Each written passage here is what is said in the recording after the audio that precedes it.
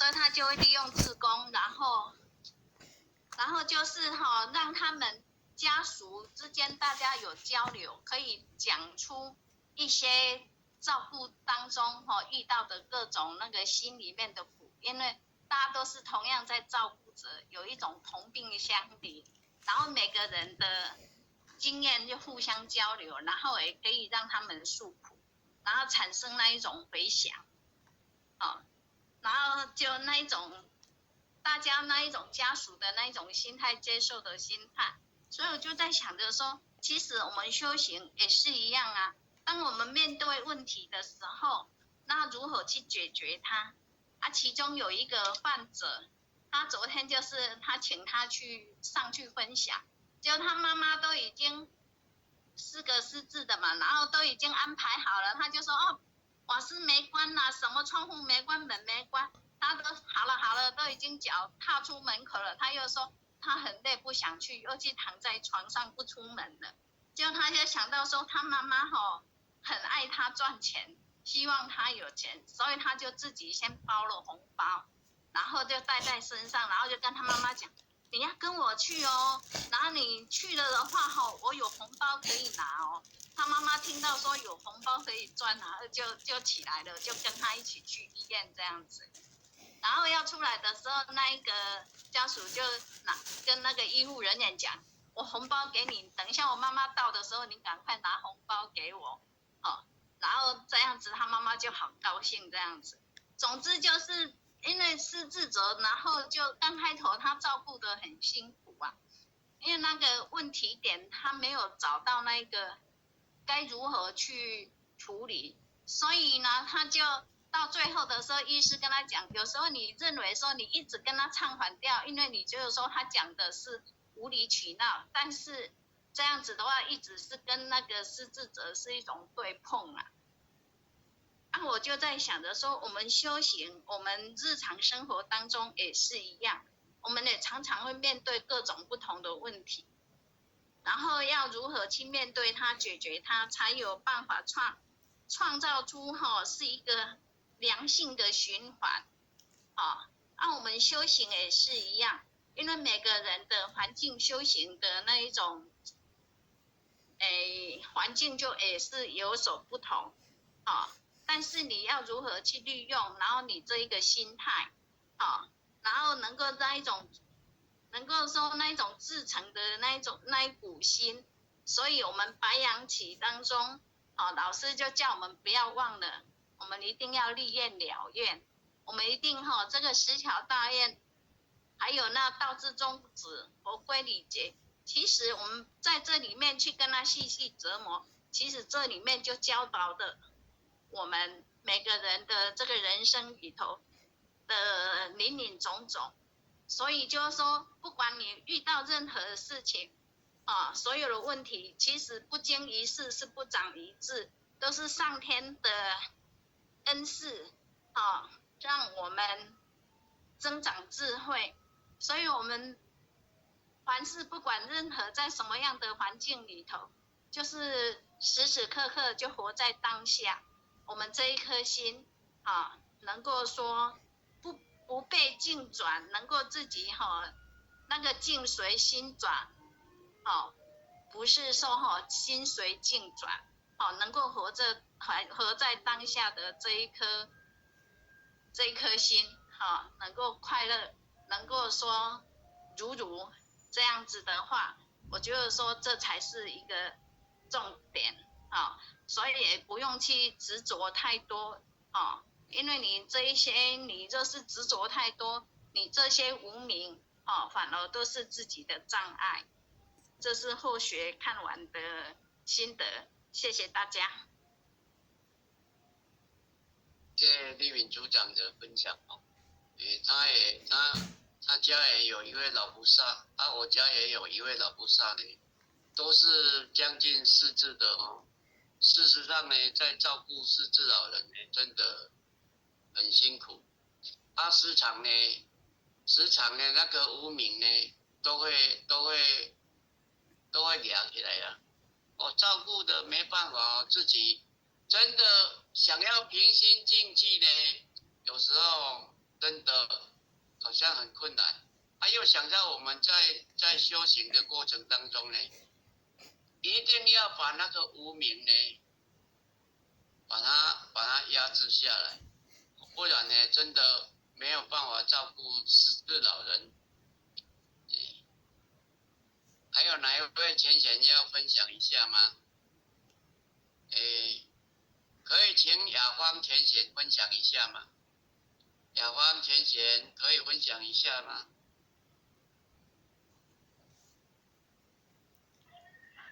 喂，有听到？敢有声？有，有听到。我袂晓讲啦，我会当讲，我会当分享的，就是讲，先跟各位说声晚安，不好意思，各位点传师，各位浅显，大家晚安。这种新的物件吼，破学的感觉就是讲吼。老师的叮咛很对啦，因为我们如果没有从心地里面下手的话不但不能提升，而且也不能达到究竟。所以心脾气这种物件那可能下功夫不是很困难啦，是一个美感啦。就是你要去看破这一些，它是一个假象，它是要来让我们提升的一个好机会。所以，如果我们知道我们现在就是要修心养性，要达到究竟的话，我们也要先去明白这个道理。然后，你遇到无欢喜的代志的时阵你就知道你要怎么去应对它、处理它。纵然是迄个脾气毛病，就是你有可能会压制袂了。毋过伫迄个节制上，你如果会当去量早去觉知着讲，我即马搁咧举遐个妄想分别执着即种习气毛病起来的时阵，你伫第一时间会当去降服伊，安尼慢慢修持，慢慢去甲伊降服的话，咱的功夫就会得力，然后心性就会提升。如果不好的进来的时候，咱若无把握这个机会。咱嘛无机会通去提升咱这个心境，所以讲起来，无好的境来是一个好代志，只是看咱用啥物去心态，平常用啥物心理准备去迎接它。如果若有心理准备去迎接它的话，咱就是会当去甲伊第一时间你就会当去降服的啦。因为这个世间要撞到的代志实在太多啊，大家环境因缘都不一样。就是大家要加油，求老师给人加持，慢慢伫这边去深入。好且没有讲，谢谢各位，感谢各位。好，感谢雅欢浅浅的分享当然，人生当中每一个人遇到的事情都不一样看你是随着境转还是转境，就是看我们自己了。我们如果没有办法转自己的心境，就是要多读圣训，读老师的话，还是要看一些经典，让我们的那种心念呢，可以当下来转念，这才是对我们有帮助的。还有哪一位浅显要分享吗？文玲浅显可以分享一下吗？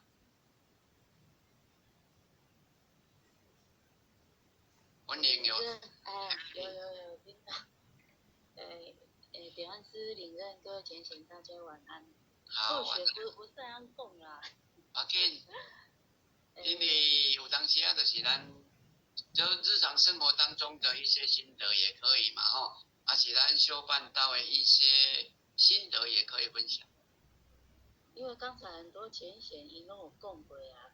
其实讲的嘛是拢讲咱迄个心，咱的心家己心态看咱怎去转念其实每个人遇到的那个每一样科技都拢无同款所以拄到的问题也都不一样所以其实老师传给我们三宝啦，三宝就是看你平时你家己，你把它在日常生活当中你怎么去使用它。咱加减有当时长的代志，咱会当用这个三宝，默念这五字真经，在降服我们的妄念，所以问题当着，当然像他拄佛师尊讲的，看你是要平心静气去感恩，或是那个怨天埋地就是怨天怨地的意思，就是看咱的心安怎去处理。就是像咱考试也考几啊种科目，嘛有内底也有选择题、是非题、嘛有申论题等等，就是看你安怎去应对。这个物件三宝互你，就是看咱平时就是会当互咱平时落去使用，所以当着咱尽量就是用感恩的心去面对它，感谢上天互咱一切，所以互咱当着嘛是感恩讲，这一切都是最好的一个安排，你就是看你怎么去巧妙的安排，这遇到的一些逆境困难，咱会当一一去把它面对，去解决它，这样子。迄个后壁有讲着什么？后壁后半段迄个。白羊大戏，精彩可期，不要以评选自己。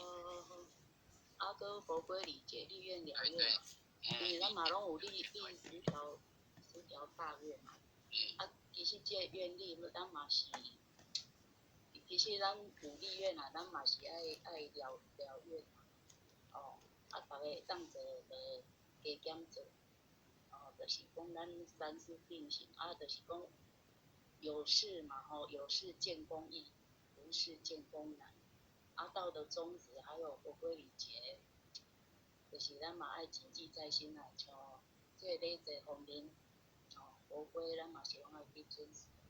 其实拢爱用伫咱的日常生活当中或许无啥人讲，就分享到这边感恩，谢谢。好，谢谢文林浅显的分享当然立愿了愿为第一，咱每一个人求道拢有一个10大愿，咱10大愿呢要谨记在心把它实现。因为有当时每个人遇到的事体不一样，像后学呢也很感恩珍惜，因为后学伫道场30天来，拄好这几天呢。看到护学的成果，是不及格，因为在照顾老人呢，真的，平常时候你不会觉得没有什么问题，但是当你真正遇到问题的时候，你才能知道你的功夫真的有没有下得很深，自己的无明、自己的执着有没有改变。平常一切在顺境的当中，你不感觉到什么，但是当你遇到问题要处理的时候呢，你会发觉你真的心里面没有改变多少，因为你遇到问题的时候呢，还没有办法降伏其心，那个无明呢还是会时常跑出来跟你作对，你事后再想一想，说，我当时为什么会这样？所以呢，或许很惭愧呢，或许还是要在努力当中，因为时间已经37分钟了啦所剩下的时间不多，我们邀请我们真点燃师呢来跟我们分享一下这一篇信文的心得。好的，好，收到。我们冯点燃师还有各位领任、各位组长、各位前眼大的大家晚安。后学非常荣幸，晚上呢，我们冯经理指示由后学来跟大家一起分享我们这一篇圣训的心得报告。那么，当然感谢天师的，那我们晚上所选的这一篇讯文，是我们沈荣洲领任他的座右铭。那这一篇讯文，它的这个讯文的一个抬头就写了万事如意。那么我们师众为什么说万事如意？因为我们是阎浮提的众生。那既然身为众生，从我们的母胎哇一生来到这个人间，就哭着来的。所以人生如果不累，就不叫人类。因此，我们人生过程当中会受到很多的考试件，如同有财考啦、金钱方面、感情啦。家庭的考啦，健康啦，这些很多的考试，但是在这些考试的因缘之中，其实不是上天给我们的，是我们过去世所修的因果定律。那么你过去世造什么因，你这一辈子这一生，你就会收到什么果。所以说，我们每个人都要欣然的接受。所以在这里，我们济公老师跟我们说。它只是轻轻的放在你的生命里，轻轻的哦。如果重重的你就没有机会了，因为重重的你没有这个虽然是这个有形象的这个肉体，它是有生命的，但是我们还是要借假修真。所以其实我们不管是修道还是没有修道，在人生的过程里面会遇到大大小小的一些考试件。那我们在人生过程，大家都知道，国小的考试卷、国中、高中、大专、研究所，一直到博士，考试卷都会一样吗？绝对不一样，不一样的高度。所以在这里，其实这些考试卷就在试着我们在修办道过程里面的诚心与否。所以后学也深深的感受到刚才我们沈领任讲的照顾老菩萨的这个问题，后学也跟他一起分享，因为后学照顾了一个老菩萨。其实，在照顾老菩萨的过程里面，后来后学现在才觉得说，其实没办法改变老菩萨的这个他老菩萨年纪大的一个心念观念，但是我们一定要转念，一定要转念哦。后学现在照顾妈妈的过程，因为他现在健康已经出现问题，所以像昨天刚出院，在这个因缘之下，后学到了医院的时候，后学会觉得说，糟糕了，妈妈的身体越来越差，88岁越来越差，我可能会以后会面对常常到医院的这个问题。但是我们要转念，以前后学会紧张的，紧张到血压都能够上升到160，但是后学前天都没有紧张，因为后学要转念。所以在这里遇到了这些事体，在这些事体的时候，我们一定要先改变自己，要先转念，而且要以什么心？欢喜心来接受一切的考验。因为济公老师跟我们说，不让你痛彻心扉的考验，就不叫磨练。但是在磨练的过程里面，你越诚心磨练会越大。为什么会越大？因为你以后的成就会越大。像我们过去的佛菩萨，他们的考验都非常的大，但是他普度众生、己利人己达人的这个，在他的生命里面，他是真的投下很大的一个心力。那我们相对的，我们现在来学佛，我们以后也是要了脱生死轮回，要不然我们干嘛要学佛？所以我们还是要真的能够讲卡背爱刷好在，遇到任何的考试卷，我们都能够如意的来答题。那在这个答题的过程里面，我们一定要具备条件。你没有条件，你怎么来如意的答题？那这些条件怎么来？一定你自己去透过学习、深造、磨练的过程里面所产生、提升的一个心性跟智慧。你有智慧，你才可以应对一切。因为其实佛法在世间，不离世间觉。佛菩萨也都是在世间修行的，不是他一生下来他就是释迦牟尼佛了哦。所以说在这里，我们这段讯文里面，我们的济公活佛恩师跟我们说，我们接收到考验的时候，不管是大的考验还是小的考验，其实在这里或许跟大家做一个分享。你遇到顺境的时候，像今天那个阿姨来后学家喝茶了，她说在现在的疫情的当下，你看我们每天都在看新闻报道，每天疫情感染确诊的有几万人哦，因此而丧失生命的有几十个人。在这个因缘之下，我们有安住我们的心吗？那我们安住我们的心的当下，你该怎么做？像我们今天我们的神灵人非常慈悲哦，设立了这一个聊天会议室，让我们共同来学习讯文。这个后学非常非常的感恩，因为我们没有办法去访亲，也借着共学的因缘，我们能够共成佛道。所以后学都会常常想说，是不是大家要把握机缘哦？因为机缘是自己要去把握的。你有机会，但是你没有把握这个缘分的话，你就丧失学习的机会。那在这里，其实老师也跟我们说，济公老师有跟我们说，脚本是自己写的，绝对不是上天为我们写的。那这个脚本自己写的，那你怎么自己去掌握？怎么去利用智慧来处理一切的考试？在顺境的时候，我们一定要有无常观；在逆境的时候，我们要有因果观，因为一切都是自己造成的。所以在这里后学在第一段就有一个很深的一个感受，也就是说，在遇到所有的考试卷的时候，老师叫我们要怎样一步一步的留下足迹。也就是说，你接受到困难的时候，你一定要先能够面对、接受、解决，而且要能够放下。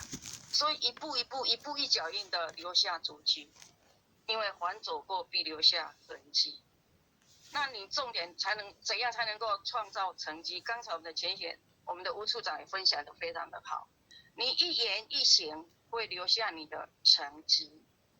哦，比如说我们的前人，现在为什么会受周前人会受傅前人、点传师们会受大家的一个尊敬？除了天命以外，也就是他的一言一行已经留下了成绩。那你要留下成绩，就是你的条件，你一定要努力不懈的去创造良机。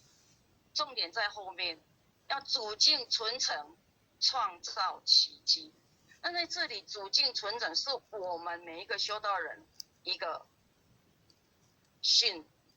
我们一个那个什么，就是阻境存诚。我们心中里面一定要存有的一份诚心。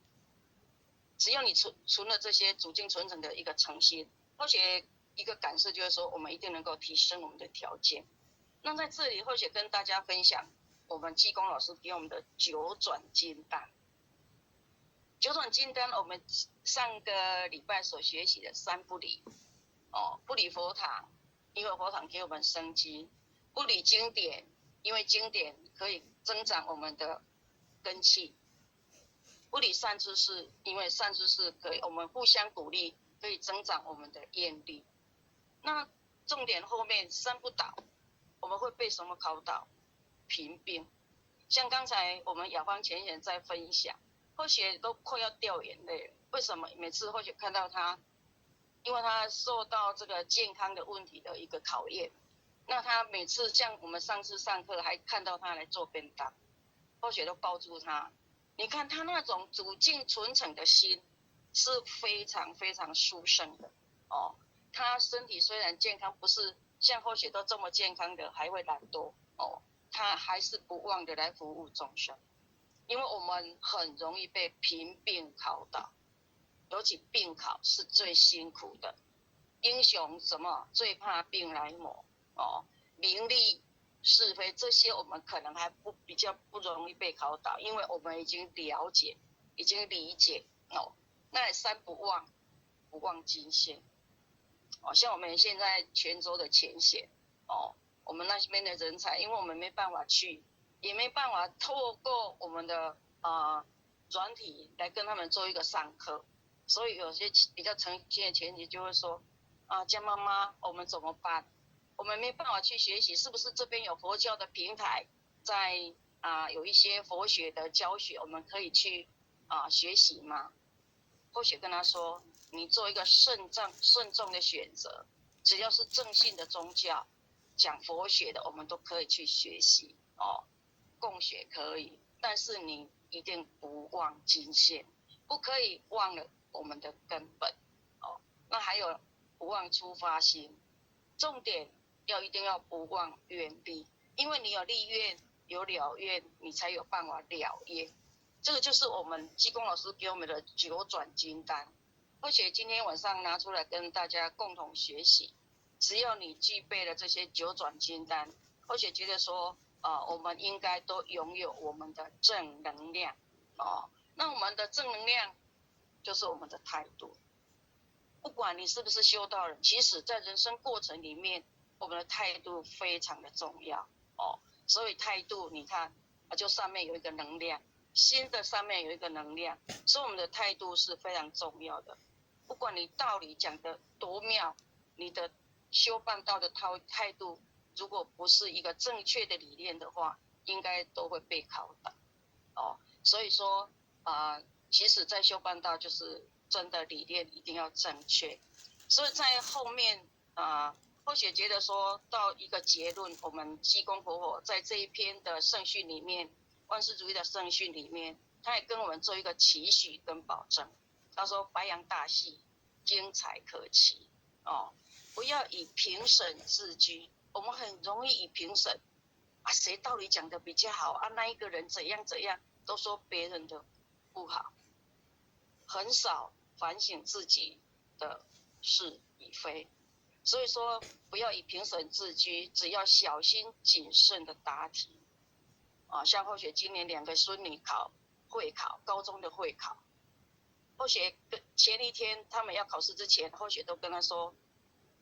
要谨慎的答题。今天晚上在我们的万事如意这一篇提到了我说你们要谨慎的答题。你读了3年的国中读了这么的辛苦，重点在这一次的考试，那你在这一次的考试一定要谨慎答题。